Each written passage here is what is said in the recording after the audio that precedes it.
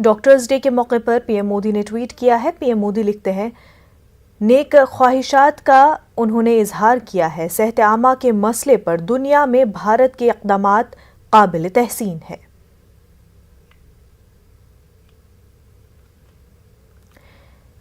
वहीं नायब सदर जमहूरिया वेंकैया नायडू ने ट्वीट किया है। डॉक्टर्स डे के मौके पर वेंकैया नायडू ट्वीट करते हैं, लिखते हैं, डॉक्टर्स और सेहत अमला अपनी पूरी कोशिश सर्फ कर रहे हैं।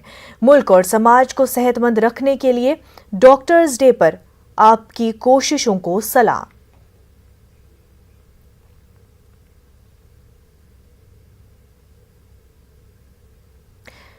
डॉक्टर्स डे पर राहुल गांधी ने भी ट्वीट किया है। उन्होंने डॉक्टरों का शुक्रिया अदा किया है।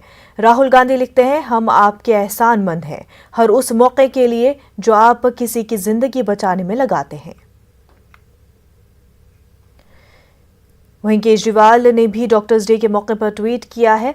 डॉक्टर्स डे पर सीएम केजरीवाल ने ट्वीट करते हुए लिखा है कि सभी डॉक्टरों को सलाम, आपने लाखों लोगों की जिंदगी बचाई है और खानदानों को बिखरने से बचाया है।